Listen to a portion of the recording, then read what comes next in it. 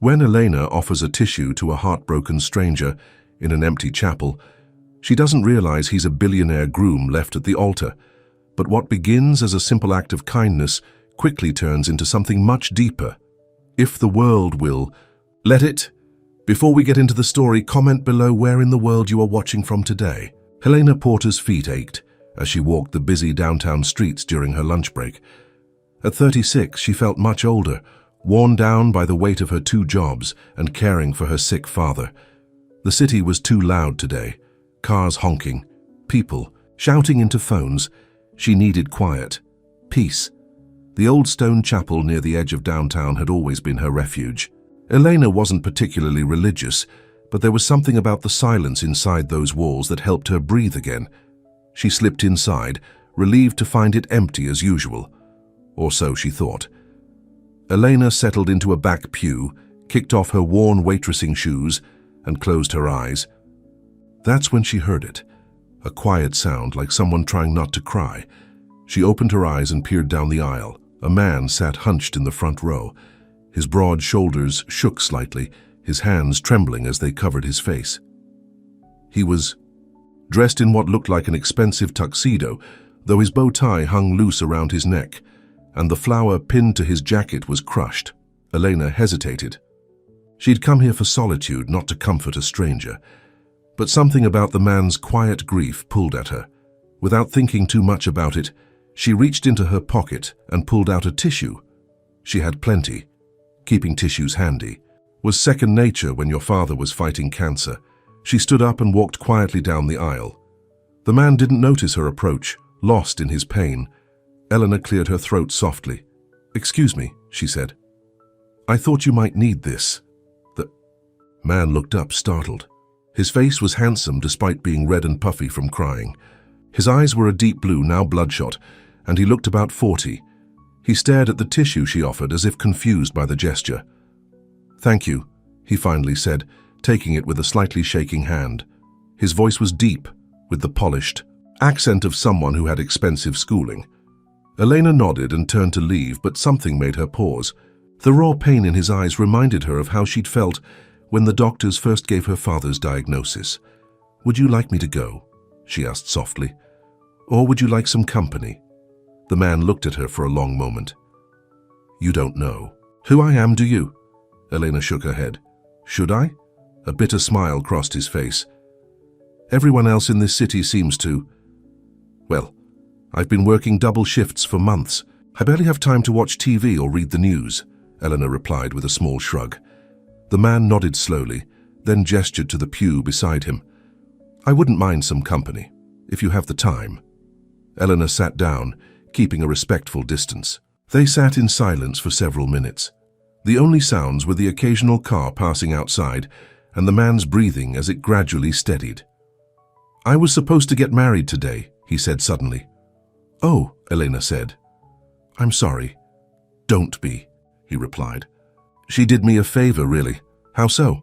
"She ran out the side door of the church 20 minutes before we were supposed to say our vows." He laughed, but there was no humor in it. 300 guests waiting, 5 bridesmaids, 7-tier cake. Press outside ready to photograph the wedding of the year, and she just left. "That must have been humiliating," Elena said, not sure what else to say. "The strange thing is," he continued, looking straight ahead at the small altar, "I'm not sad that she's gone. I'm sad that I wasted 5 years on someone who never really loved me." Elena nodded. "Sometimes it's not losing the person that hurts, it's losing the time." The man turned to look at her with surprise, as if she'd said something profound. "Yes," he agreed. "That's exactly it." He studied her face, then added, "I'm Grant, by the way. Grant Whitaker." "Elena Porter," she replied, offering her hand. His grip was firm but gentle. "Elena," he repeated, as if testing the name. "Would it be strange if I asked you to go get coffee with me right now?" Elena blinked in surprise. "Coffee?" "Yes. I've been sitting here for hours, and I could use a change of scenery, and talking to you, it helps, somehow." She should say no. Her lunch break was almost over, and she needed to get back to the diner. But there was something in his eyes, not just grief, but a kind of desperate loneliness that resonated with her. "Only if you make me pay," she replied with a small smile. Grant actually laughed at that, a genuine sound that seemed to surprise even him. "I think I can cover it." They walked down the chapel steps side by side, he in his rumpled tuxedo, she in her faded work clothes, and found a small corner cafe where no one seemed to recognize him. Elena called her boss at the diner and asked for the rest of the day off, claiming a family emergency. It wasn't entirely a lie. Something about this moment felt important, urgent even, like she needed to be here. Over steaming mugs of coffee, Grant told her about his failed wedding. How his fiancée Vivian had come from the same wealthy social circle. How their relationship had always been more about appearances than genuine connection. How deep down, he'd known something was missing. "Your turn," he said, after finishing his story. "Tell me something about you."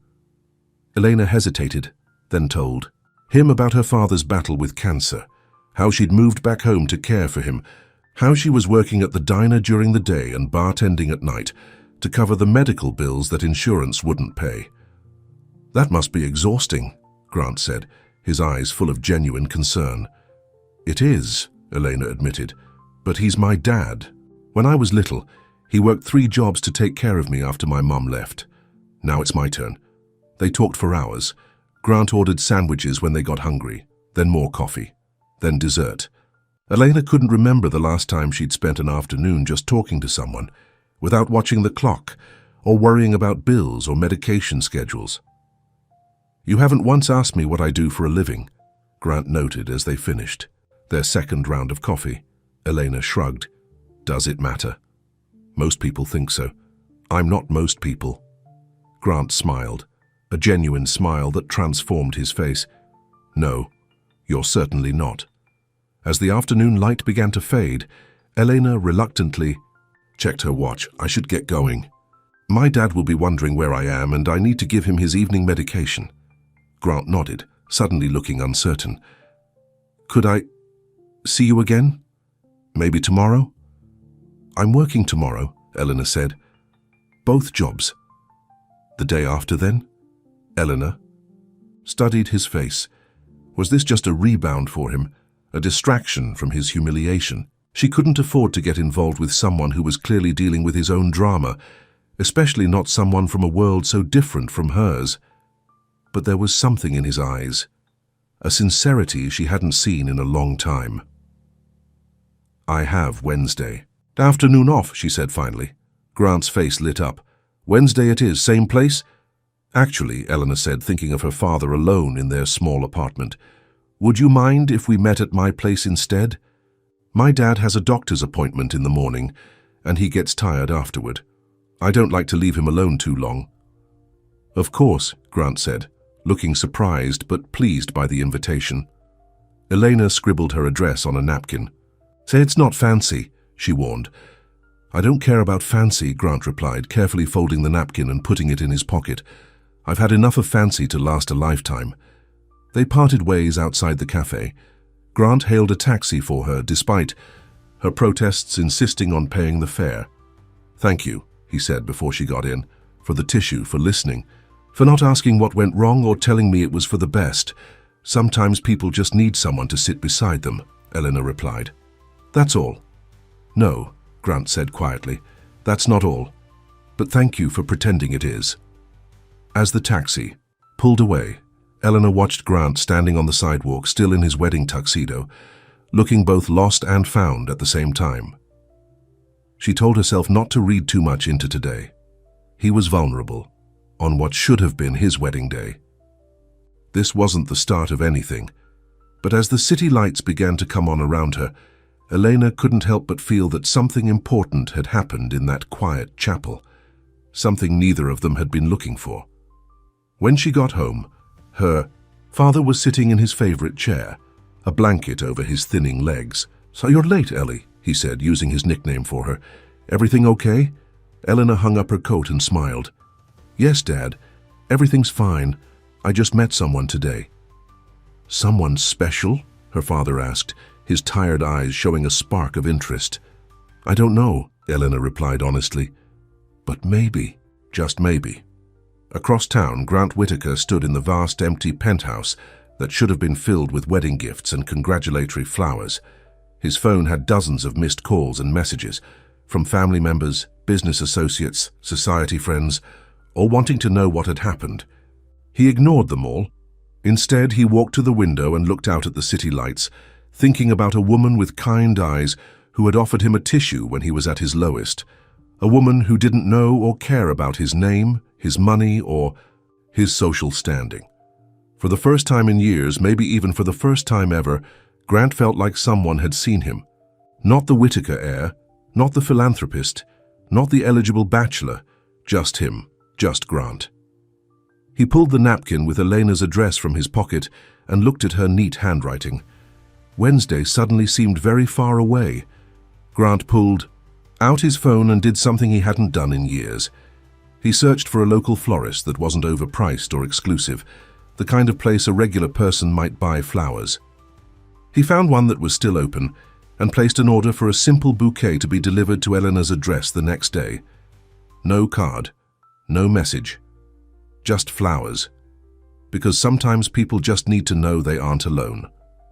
The doorbell rang the next morning just as Elena was helping her father back into bed after breakfast. The sound was so unexpected that she jumped slightly. "Are you expecting someone?" her father asked, wincing as he settled against the pillows. "No," Eleanor replied, checking that his water glass was full. "Maybe it's a package." When she opened the front door of their modest apartment, she found a delivery man holding a simple bouquet of daisies and sunflowers. Nothing fancy or expensive, just bright, cheerful flowers that seemed to bring a bit of sunshine to the dreary hallway. "Elena Porter?" the delivery man asked. "That's me," she said, confused. "These are for you." He handed her the flowers and walked away without waiting for a tip. Elena searched for a card but found nothing. She knew immediately who they were from. Only one person in her life right now would send flowers without signing his name. She arranged them in an old mason jar, the closest thing to a vase she owned, and placed them on the kitchen table where her father could see them from his bed in the adjoining room. "Secret admirer?" her father called out. Elena smiled. "Not so secret. Remember the man I told you I met yesterday? These are from him." "Must have made quite an impression," her father remarked. Elena nodded, touching one of the daisy petals gently. Yes, Grant Whitaker had definitely made an impression. Throughout her Tuesday double shift, Eleanor found herself thinking about Grant more than she wanted to admit. Part of her wondered if this was all just a distraction for him, if by Wednesday he'd have come to his senses and forgotten all about the waitress who found him crying in a chapel. She almost expected him to cancel. But on Tuesday night, a text message came through from a number she didn't recognize. "Looking forward to tomorrow." "Is 2 p.m. okay? I can bring lunch." Grant.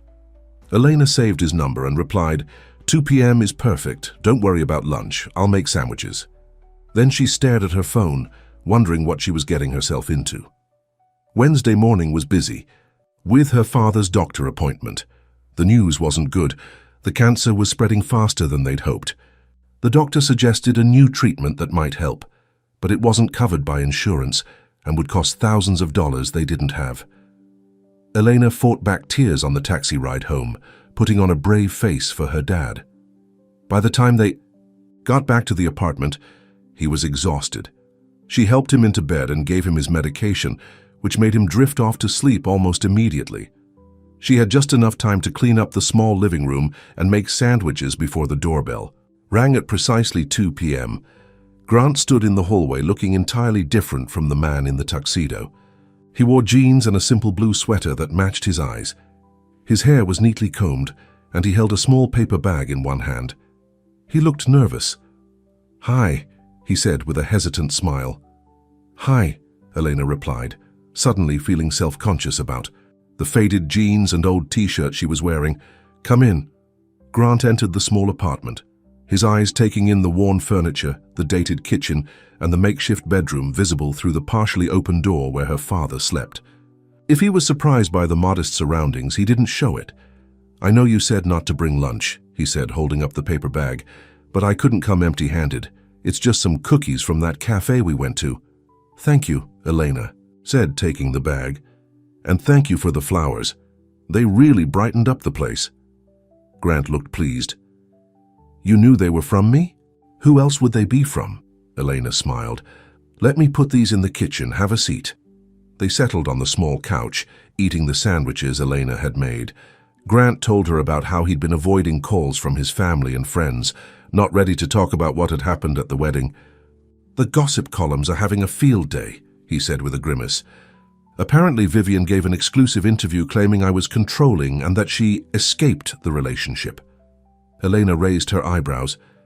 Is that true? No, Grant said, firmly. If anything, she was the controlling one, always worried about appearances, about what events we attended, about who saw us where.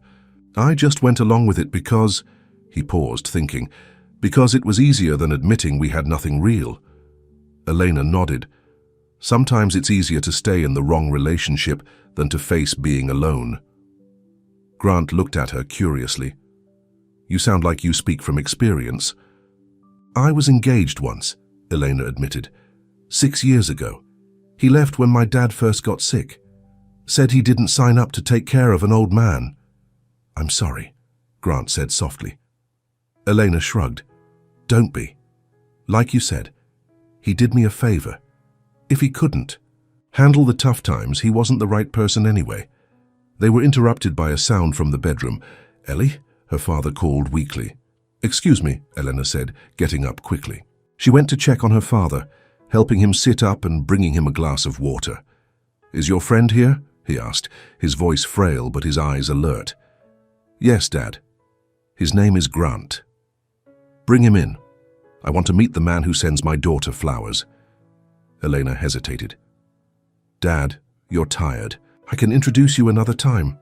Nonsense, her father insisted.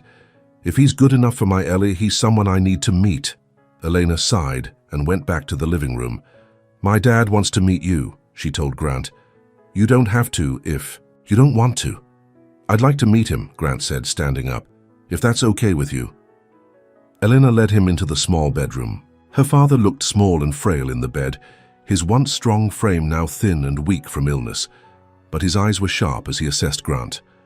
So you're the man who made my daughter smile yesterday, he said. Grant stepped forward and offered his hand. Grant Whitaker, sir. It's a pleasure to meet you.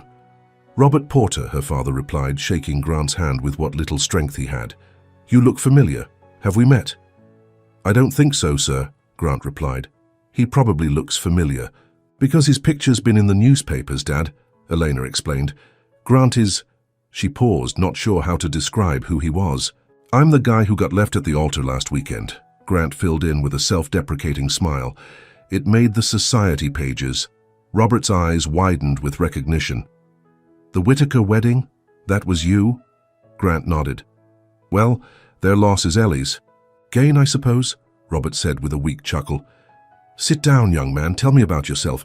To Elena's surprise, Grant pulled up a chair and began chatting with her father as if they were old friends. He didn't talk about his wealth or his family's business. Instead, he asked Robert about his life, his career as a mechanic, his interests. Elena watched them, amazed at how comfortable Grant seemed in their humble home, sitting next to her father's sickbed.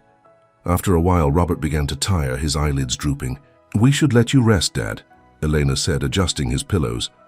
Come back soon, Grant, Robert said, his voice fading as sleep began to overtake him. Any friend of Ellie's is welcome here. Back in the living room, Elena turned to Grant. Thank you for that. He doesn't get many visitors. He's a good man, Grant said sincerely. You can see where you get your kindness from. Elena felt tears welling up suddenly.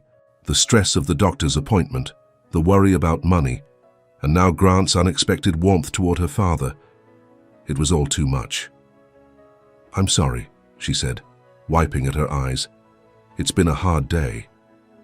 What happened? Grant asked, his face full of concern. Before she could stop herself, Eleanor told him about the doctor's appointment, about the cancer spreading, about the expensive treatment they couldn't afford. The doctor says it could give him another year, maybe more, she said, her voice breaking. But without it, they're talking months, and I just can't afford it, even with both jobs. Grant listened, his face serious. When she finished, he reached out and took her hand. Elena, I want to help."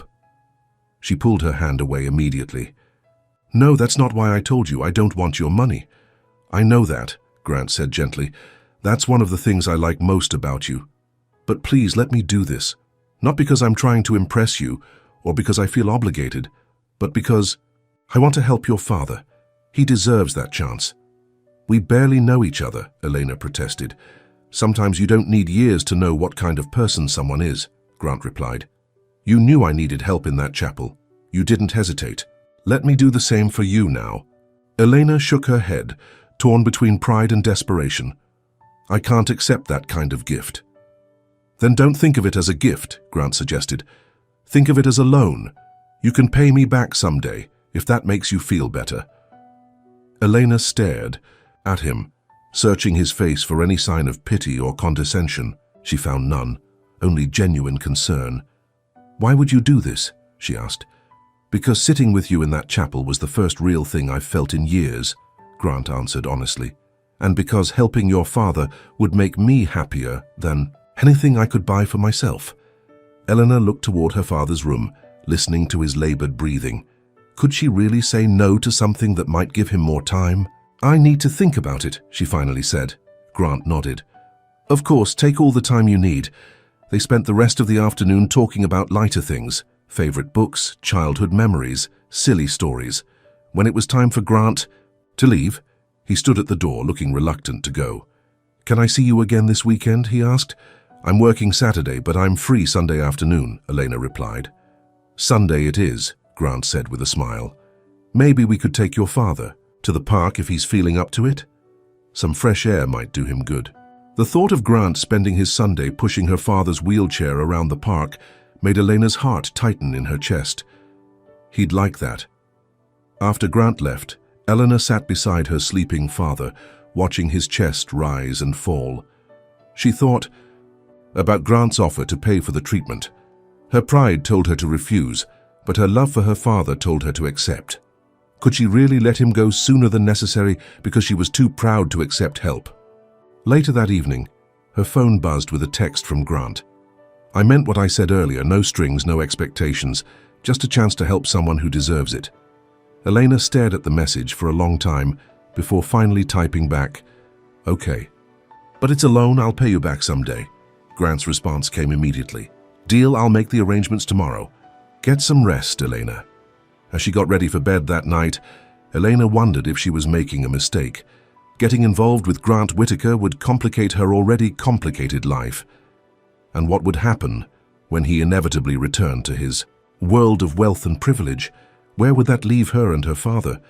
But watching her father sleep peacefully for the first time in weeks, Elena couldn't bring herself to regret her decision. Sometimes you had to take a chance, even when you were afraid of getting hurt. Across town, Grant sat in his penthouse smiling at his phone. For the first time since the wedding disaster, he didn't feel lost or humiliated. He felt purposeful. Connecting with Elena and her father had given him something he'd been missing in his life of privilege: meaning. He made a call to his personal assistant, instructing her to contact the best oncology specialists in the city. Money was no object. Robert Porter would get the best care available. Then he opened his laptop and began researching cancer treatments. If he was going to help Elena and her father through this, he wanted to understand what they were facing. He stayed up late into the night, reading medical articles and patient forums, learning everything he could about the disease that was threatening to take away the father of the woman who had offered him a tissue when he needed it most.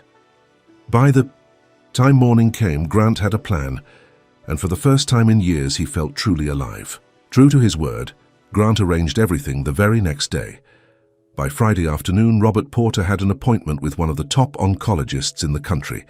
By Monday, he was starting the new treatment. Elena watched in amazement as doors that had been firmly closed suddenly swung open. The waiting lists that had seemed impossibly long disappeared. The treatment that had been too expensive was now covered by an anonymous donor, though Elena knew exactly who that donor was. Sunday came, and as promised, Grant arrived at their apartment ready to take Robert to the park. He'd brought a thick blanket to keep Robert warm and a thermos of homemade soup. "My housekeeper's recipe," he explained as they tucked the blanket around Robert's legs in the wheelchair. She swears it cures everything from colds to broken hearts. The day was crisp, but sunny, perfect for an outing. As they strolled through the park, people occasionally did double takes when they spotted Grant. A few even took photos from a distance. Elena noticed but tried not to let it bother her. "Does it always happen?" she asked quietly, while her father was admiring some birds at the pond. "The staring, the photos?" Grant sighed. "Usually.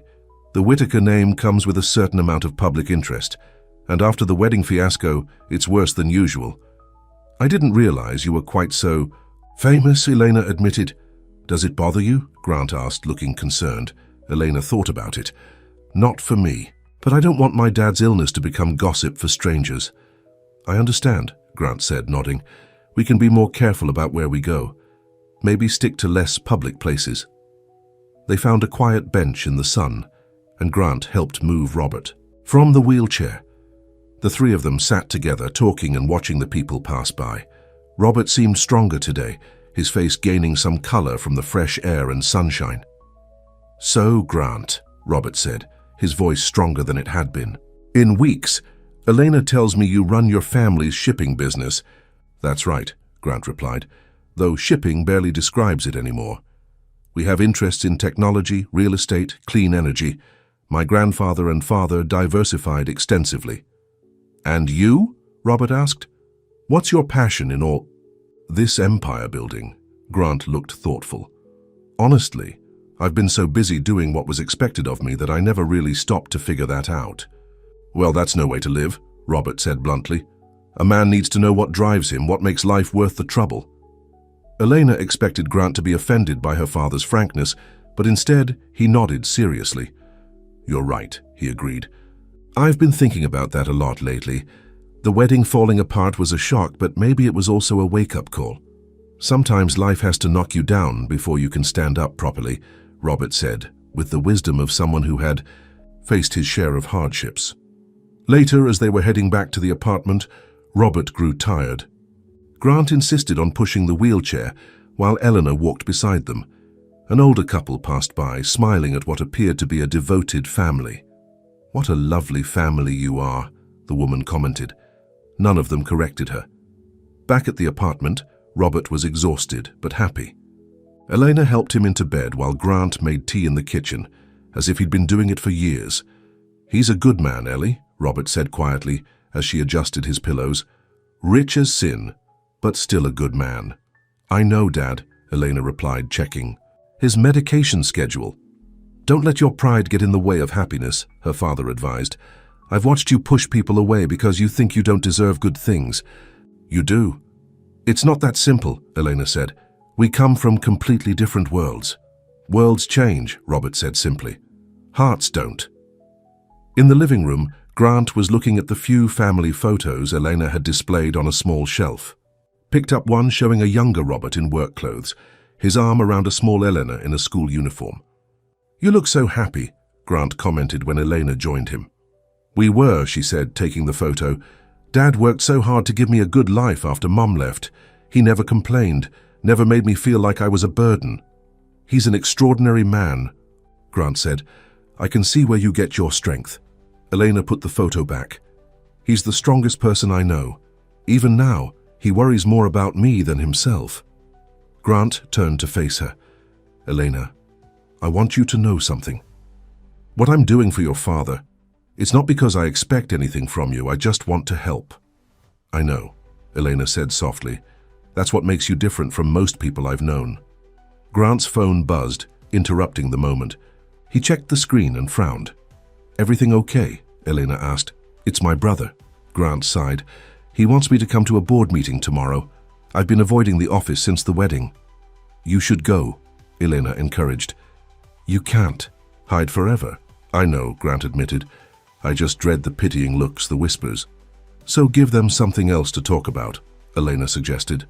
"Show them you're moving forward, not dwelling on the past." Grant smiled at her. "You're right again." When it was time for Grant to leave, he lingered at the door. "Thank you for today," he said. "Being with you and your father, it feels real. Like I can just be myself." "You can," Elena assured him. We don't care about the Whitaker name or your bank account, just you. Grant leaned forward slowly, giving her time to pull away if she wanted to. When she didn't, he kissed her cheek softly. I'll call you tomorrow after the meeting, he promised. Elena watched him walk down the hallway, her cheek still warm from his kiss. Part of her wanted to call him back to find out what a real kiss would feel like, but another part, the cautious part, warned her to take things slowly. Grant was still healing from his broken engagement, and her life was complicated enough without adding romance to the mix. The next day, Grant walked into the Whitaker Industries headquarters for the first time since the wedding disaster. As expected, the receptionist did a double take, and whispers followed him to the elevator. He straightened his tie, remembered Elena's advice, and plastered a confident smile on his face. The boardroom fell silent when he entered. His brother James looked up in surprise. "Grant," he said, recovering quickly. "Glad you could join us." "Wouldn't miss it," Grant replied, taking his usual seat at the table. "Shall we get started?" The meeting proceeded, focusing on a potential acquisition of a smaller shipping company. Grant listened, asked questions, and made suggestions with a clarity and focus that seemed to surprise everyone present. The humiliation of being left at the altar had somehow freed him from caring too much about others' opinions, and it showed in his decisiveness. After the meeting, James cornered him in his office. "Where have you been?" he demanded. "You haven't. Returned calls. You've missed meetings." "I needed some time," Grant replied calmly. "Time for what? To wallow?" James scoffed. "The tabloids are having a field day with you and Vivian. There are rumors you're drinking yourself into oblivion." Grant laughed. "Well, they're wrong. I've never been clearer-headed." "Really?" James looked skeptical. "Because there are also rumors you've been seen with some unknown woman. Please tell me you're not rebounding with the first girl who showed interest." Grant felt a flash of anger. "Her name is Elena, and she's none of your business." "Everything about the Whitaker name is my business," James insisted. "We have a reputation to maintain. An image." "I don't care about the image," Grant interrupted, surprising himself with the firmness in his voice. "Not anymore." James stared at him. "What's gotten into you?" "Perspective," Grant answered. "I've spent my whole life trying to live up to the Whitaker name. And what did it get me? A fiancé who didn't love me, a social circle that's more interested in gossip than genuine connection, and a family that cares more about appearances than happiness." "That's not fair," James protested. "Maybe not," Grant conceded. "But it's how I feel. And for the first time in my life, I'm going to pay attention to those feelings instead of ignoring them." Without waiting for a response, Grant gathered his things and left, feeling lighter than he had in years. He pulled out his phone and texted Elena. "Meeting over. Can I see you tonight?" Her response came quickly. "Dad's having a good day. Come." "For dinner? Nothing fancy, just spaghetti." "Sounds perfect," Grant replied. "Need me to bring anything?" "Just yourself." Grant smiled, tucking his phone away. He walked through the lobby, ignoring the stares and whispers, his mind already on the evening ahead. When he arrived at Elena's apartment that evening, he was surprised to find Robert in the kitchen, sitting at the table and helping to make a salad. "Look at you," Grant said, genuinely pleased. "So you're up and about." "First day of the new treatment," Robert explained with a weak smile. "Feeling a bit more alive today." Elena was stirring sauce on the stove, her hair pulled back in a simple ponytail. She looked tired, but happy. "The doctor says it's a good sign that he's responding so quickly," she told Grant, accepting the bottle of wine he'd brought despite her instructions not to bring anything. "So of course it is," Grant said, taking off his suit jacket and rolling up his sleeves. "Now what can I do to help with dinner?" For the next hour, the small kitchen was filled with the sounds of chopping, stirring, and conversation. Grant set the table while Eleanor finished the sauce. Robert told stories about Elena's childhood, making her blush and Grant laugh. It was so normal, so domestic, that Grant almost forgot who he was supposed to be. Here, he wasn't Grant Whitaker, heir to a fortune and recent tabloid fixture. He was just Grant, a man helping make dinner for people he cared about. After dinner, while Eleanor washed dishes, Robert motioned Grant closer to his chair. "I need to ask you something," he said in a low voice. "And I need you to be honest." Of course, Grant replied, leaning in. What are your intentions with my daughter? The directness of the question took Grant by surprise. I care about her, he answered honestly. Very much. Good, Robert nodded. Because she cares about you too. I can see it. But Elena has been hurt before. She's built walls to protect herself. I would never hurt her, Grant promised. Not intentionally, perhaps, Robert acknowledged. But you have the power to hurt her badly. Your worlds are very different. That doesn't matter to me, Grant insisted. It might not matter now, Robert said wisely. But what about when the novelty wears off?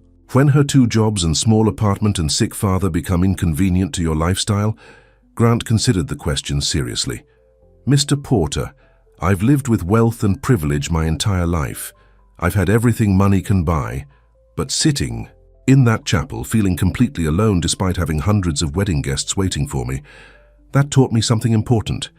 None of it matters without genuine connection. Robert studied him, then nodded slowly. Fair enough. But be patient with her. Elena doesn't trust easily, especially when it comes to her heart. I'll wait as long as it takes, Grant assured him. Elena returned from the kitchen, looking between them suspiciously. What are you two whispering about? Man talk, Robert said with a wink at Grant.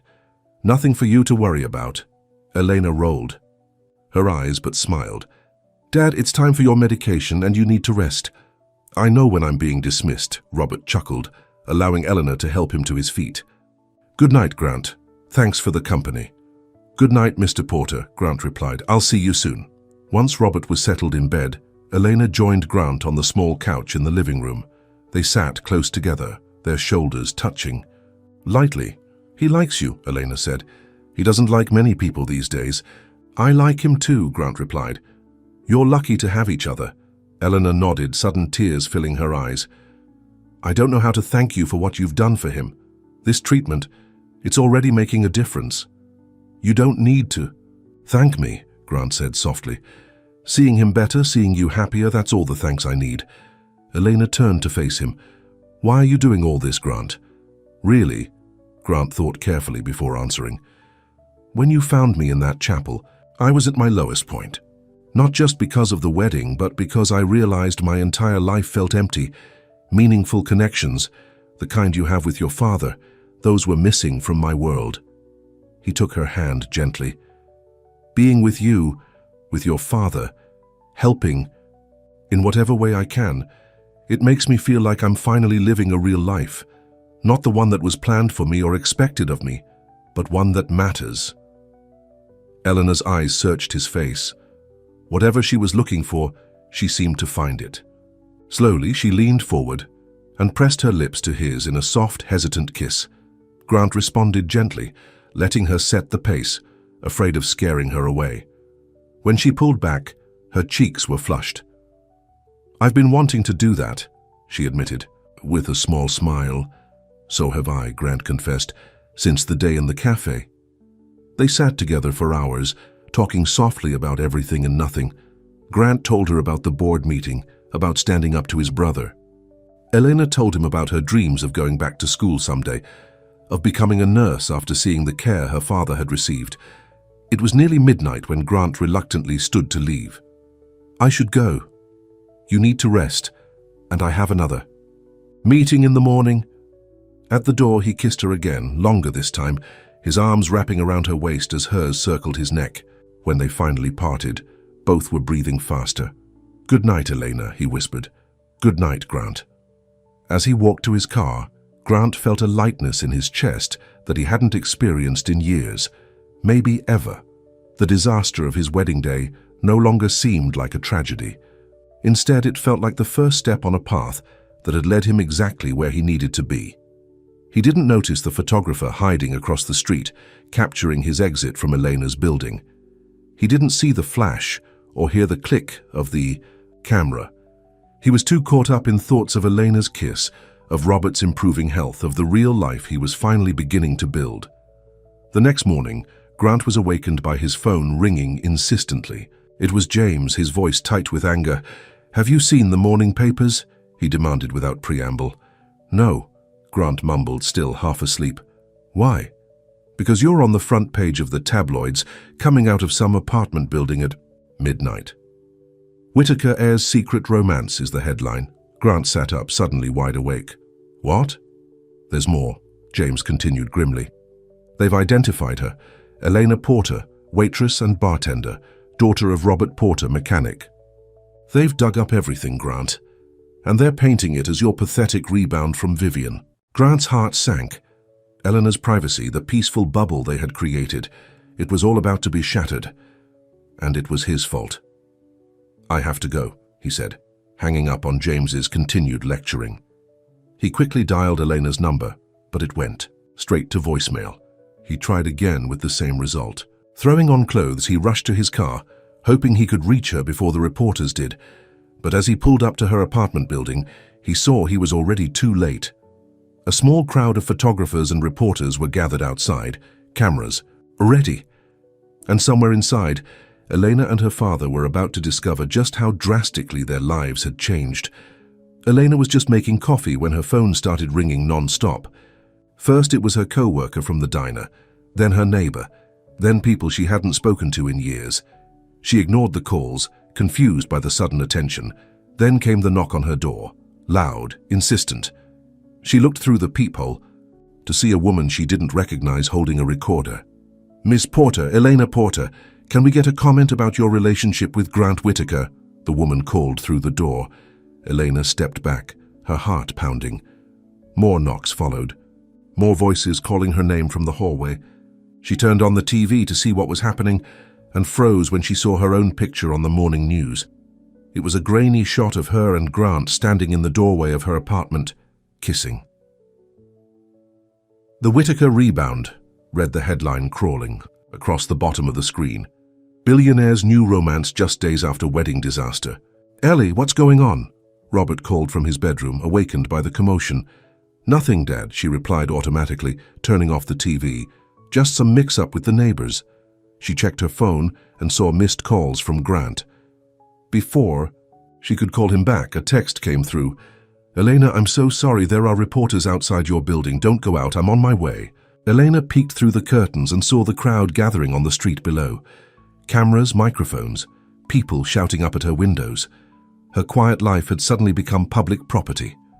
Her phone rang again, Grant calling. She answered. Elena, thank God, he said, sounding breathless. I'm in my car around the corner. The front of your building is blocked with reporters. What's happening, Grant? She asked, her voice shaking. Someone took pictures of me leaving your apartment last night, he explained. It's all over the tabloids. They've figured out who you are. Eleanor sank onto the couch, shock washing over her. My father, he can't deal with this. He needs peace and quiet. I know, Grant said, his voice tight with concern. Is there a back entrance to your building? A service elevator? Yes, through the basement garage. Good. Pack a bag for you and your father. Essential items only. I'm going to get you both out of there. And go where? Elena asked. Somewhere safe, Grant promised. Trust me, Elena, please. After hanging up, Elena quickly explained the situation to her father, trying to downplay the chaos. Robert, however, was sharper than she gave him credit for. This is what happens when you date famous people, he remarked with surprising calm. But don't worry about me, Ellie. I've dealt with worse than nosy reporters.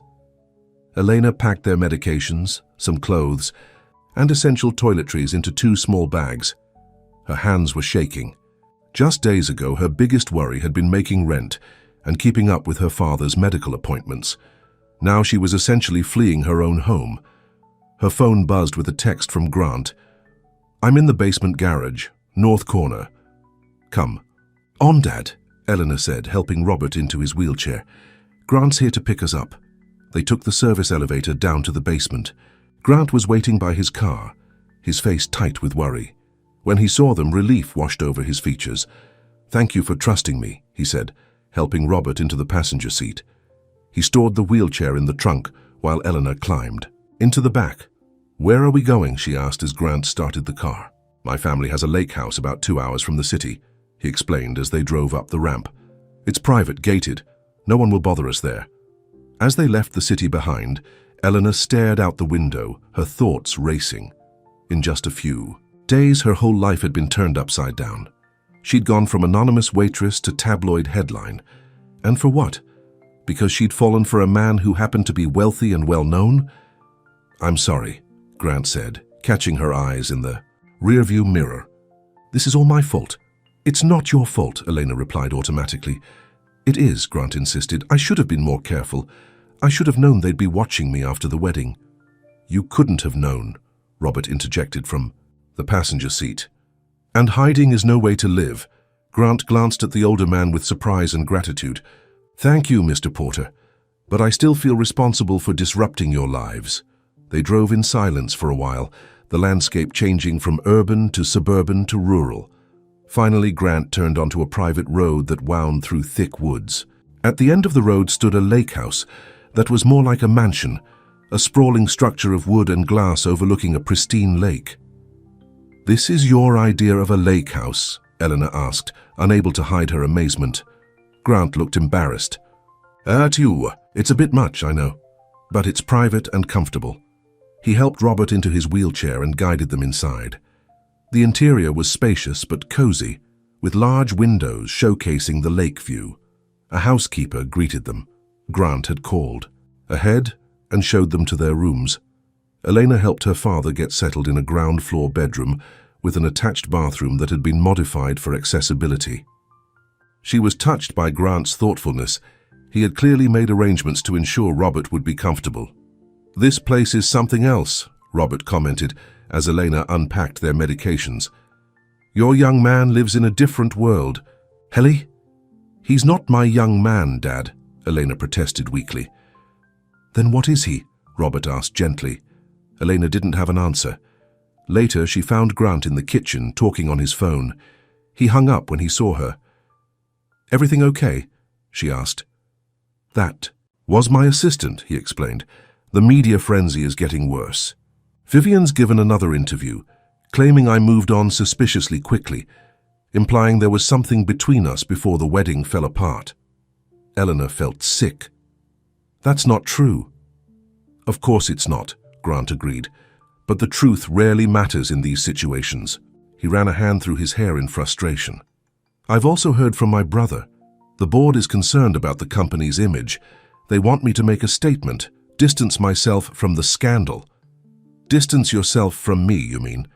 Elena said quietly. Grant looked at her sharply. "That's not going to happen." "Maybe it should," Elena suggested, voicing the doubts that had been growing since they fled her apartment. "This is your life, Grant. Cameras, headlines, board meetings, it's not mine. I just want to take care of my father and live in peace." "Elena," Grant started, but was interrupted by his phone ringing again. He checked the screen and sighed. "I need to take this. It's my lawyer. But this conversation isn't over." While Grant took his call, Eleanor wandered onto the deck overlooking the lake. The water was calm, reflecting the clouds above. How had her simple life become so complicated in just a few days? She thought about the moment in the chapel, when she'd seen Grant hunched over in the front pew. If she had simply walked past him, if she hadn't offered that tissue, none of this would be happening. Her father would still be struggling with inadequate treatment, and she would still be working double shifts to make ends meet, but at least their lives would be their own. Yet, despite the chaos, she couldn't bring herself to regret meeting Grant. There was something real between them, something she hadn't felt in years, if ever. "Penny, for your thoughts?" Grant's voice came from behind her. Elena turned to see him standing in the doorway, his phone finally put away. "Just thinking about how quickly life can change," she replied. Grant came to stand beside her at the railing. "I've been thinking the same thing. A week ago, I was about to marry the wrong woman for all the wrong reasons. Now I'm here, with you. And a media circus following your every move," Elena added. "They'll lose interest eventually," Grant said. "Some new scandal will come along and we'll be yesterday's news." "And then what?" Elena asked, turning to face him. "What happens when the dust settles, Grant? You go back to running your family's empire, and I go back to waiting tables and caring for my dad." Grant took her hands in his. "Is that what you think? That this is temporary for me?" "I don't know what to think," Elena admitted. "Our worlds are so different." "They don't have to be," Grant said softly. "Elena, I've spent my entire life surrounded by people who only cared about what I could do for them. My money, my name, my connections. Then you came along and offered me a tissue when I was at my lowest point, expecting nothing in return. You saw me as a person, not as a Whittaker. He squeezed her hands gently. I know this is happening fast. I know it's complicated, but I'm falling in love with you, Elena Porter. And I don't care what the tabloids say or what my family thinks. I just want to be with you. Eleanor felt tears pricking her eyes. I'm falling for you too, she whispered, and that scares me more than any reporter or headline. Grant pulled her, close, wrapping his arms around her. We'll figure this out together, he promised. Whatever happens, we'll face it together. They stayed on the deck until sunset, talking about their fears, their hopes, their dreams. Grant told her about his desire to redirect some of the Whittaker fortune toward medical research and treatment for those who couldn't afford care. Elena shared her dream of finishing her nursing degree, inspired by the care her father had received. By the time they went inside, something had shifted between them. The chaos of the outside world still existed, but it seemed less important now. The next morning, while Eleanor was helping her father with breakfast, Grant entered the kitchen with a determined look. I've made a decision, he announced. I'm calling a press conference. What? Eleanor nearly dropped the plate she was holding. Why? Because we can't hide forever, Grant explained. The longer we let others control the narrative, the worse it gets. It's time I took control of the situation. What are you going to say? Eleanor asked nervously. The truth, Grant said simply, that I met an extraordinary woman who showed me kindness when I needed it most. That what happened with Vivian was for the best, that I'm rebuilding my life on my terms, not anyone else's. Will that stop the gossip? Robert asked skeptically. Probably not entirely, Grant admitted, but it's better than hiding, and I want to do this right. He turned to Elena. I want to be honest about us, about what we mean to each other, but only if you're comfortable with it. Elena hesitated. Going public would mean even more scrutiny, more invasion of their privacy. But hiding away in this beautiful house wasn't a long-term solution either. Okay, she agreed finally, but I don't want to be there, and I don't want them to know where we are. Of course, Grant agreed. I'll handle everything. The press conference was held the next day at the Whittaker Industries headquarters. Eleanor watched it on television from the lake house, her father beside her. Grant looked confident and composed as he addressed the crowd of reporters. I know there's been a lot of speculation about my personal life, he began, so let me set the record straight. Yes, my engagement to Vivian Reed ended on our wedding day, and yes, I have begun a relationship with someone new. The reporters erupted with questions, but Grant held up his hand. Elena Porter came into my life when I was at my lowest point. She showed me kindness without knowing or caring who I was. What has developed between us is genuine and private. I would appreciate if the media would respect that privacy, particularly where her father's health is concerned. Grant continued, his voice steady. I understand there's public interest in my life. I accept that as part of being a Whittaker. But Elena and her father did not choose this spotlight, and they deserve to be left in peace. He then shocked everyone by announcing a new Whittaker Foundation initiative to fund cancer treatments for patients who couldn't afford them, inspired by Robert's situation. The reporters immediately shifted focus, asking about the foundation rather than his love life. When the press conference ended, Eleanor's phone rang. It was Grant. How did I do? He asked. You were amazing, she told him, tears in her eyes. The foundation, Grant. I don't know what to say. It's something I should have done years ago, he replied. Your father helped me see what really matters. Robert, who had been watching closely, took the phone from Elena. Good job, son, he said, standing up for what matters. Thank you. Sir, Grant replied, his voice thick with emotion at being called son.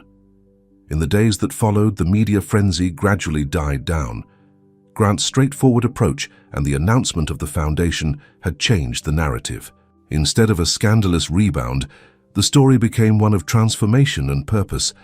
After a week at the lake house, it was time for Robert's next treatment.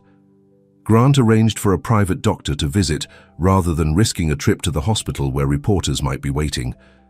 The treatment went well, and Robert continued to show signs of improvement. One evening, as the three of them sat on the deck watching the sunset, Robert made an announcement. "I've been thinking," he said, "about when we go back to the apartment." Elena. Tensed, she'd been avoiding thinking about their return to normal life. "I don't think we should," Robert continued calmly. "What do you mean, Dad?" Eleanor asked. "That place was never meant to be permanent," Robert explained. "It was all we could afford, but it's not the right environment for my recovery. The stairs, the small rooms, the noisy neighbors. I think it's time for a change." But Elena began to protest. "I've found a place," Robert interrupted. "A small house near the hospital, one level, with a garden. I called about it yesterday." Elena stared at her father in shock. "How? We can't afford—" "I can," Robert said firmly. "I've been saving for years, Ellie. And with the new treatment working so well, I want to enjoy whatever time I have left in a place that feels like home." Elena looked to Grant, suspecting his involvement, but he seemed as surprised as she was. "Dad, are you sure?" she asked. "More sure than I've been about anything in a long time," Robert replied with a smile. "It's time we both stopped putting our lives on hold because of my illness. You've sacrificed enough, Ellie." Later that night, when Robert had gone to bed, Elena and Grant walked along the lakeshore under a sky full of stars. "Did you know about the house?" she asked. "No," Grant answered honestly. "Your father asked me for some advice about neighborhoods, but he was very clear that he wanted to do this himself. He's a proud man." "Like his daughter," Elena said with a small smile. "Exactly like his daughter," Grant agreed, taking her hand. "Elena, these past weeks have been the most real, most meaningful of my life, even with all the chaos." "For me too," she admitted. Grant stopped walking and turned to face her. "I know it's fast, I know we come from different worlds, but I also know that I love you." The words hung in the night air between them. Eleanor's heart pounded. "I love you too," she whispered. "Despite all my efforts not to." Grant smiled and pulled her close. "Then let's build a new world together. Not yours, not mine, ours." "It won't be easy," Eleanor warned. "The gossip, your family's disapproval, my work and studies." "Nothing worth having ever is," Grant replied. "But we'll figure it out day by day, together." As they sealed their promise with a kiss beneath the stars, Elena thought about the tissue she had offered in that quiet chapel. Such a small gesture that had changed both their lives in ways she could never have imagined. 2 months later, Robert moved into his new house, a charming single-story home with a beautiful garden, just as he'd wanted. Elena helped him settle in, arranging his favorite chair by the window where he could watch the birds. "It's perfect." "Dad," she said, sitting on the arm of his chair. "It is," he agreed, looking better than he had in months. The new treatment was working, giving him strength and energy they had feared was gone forever. "Now, when do you start classes?" Elena smiled. She had enrolled in nursing school, finally pursuing the dream she'd put on hold when her father got sick. Grant had insisted on paying her tuition, calling it an investment in their future. After much debate, she had accepted. "Next week," she replied. "I'm nervous." "You'll be wonderful," Robert assured her. "You've been taking care of people your whole life. Now you'll just have the certificate to prove it." The doorbell rang, and Elena went to answer it. Grant stood on the porch, holding not flowers this time, but a small wrapped package. "How's the moving going?" he asked, stepping inside. "Almost done," Elena replied, accepting his quick kiss. "Dad's enjoying his new kingdom." They joined Robert in the living room, and Grant handed him the package. "A housewarming gift," he explained. Robert unwrapped it to find a beautiful wooden box. Inside was a handkerchief monogrammed with his initials. "Every gentleman needs a good handkerchief," Grant said with a smile. "You never know when someone might need it." Robert's eyes shimmered with unshed tears as he understood the significance. "Thank you, son," he said, reaching out to squeeze Grant's hand. Elena watched the two men who meant everything to her, her heart full. Life had taken an unexpected turn the day she walked into that chapel, but she wouldn't change a moment of it. Later, as they prepared dinner together in Robert's new kitchen, Grant pulled Eleanor aside. "I have something for you too," he said, reaching into his pocket. He pulled out a small folded note. Elena opened it, her hands trembling slightly. Inside, he had written, "For the woman who offered a tissue and changed my life. The chapel where we met is holding a small private service next month. I'd like to meet you there again. This time to make a promise of forever, just us, no crowds, no press, will you?" Elena looked up, her eyes wide. "Are you asking me to marry you?" "Yes," Grant answered simply, "not because it's expected or because it makes good business sense, but because I love you. Because I want to build a life with you." Elena thought about all they had been through in such a short time. The media frenzy, the family disapproval, the adjustments to each other's worlds. None of it had been easy, but all of it had been worth it. "Yes," she said, throwing her arms around his neck. "I'll meet you at the chapel." In the other room, Robert smiled to himself as he heard his daughter's joyful response. He carefully folded his new handkerchief and placed it in his shirt pocket right over his heart. Sometimes, he thought, the smallest gestures of kindness, like offering a tissue to a stranger in need, could change lives in ways no one could predict. And sometimes, those changes were exactly what everyone needed. The end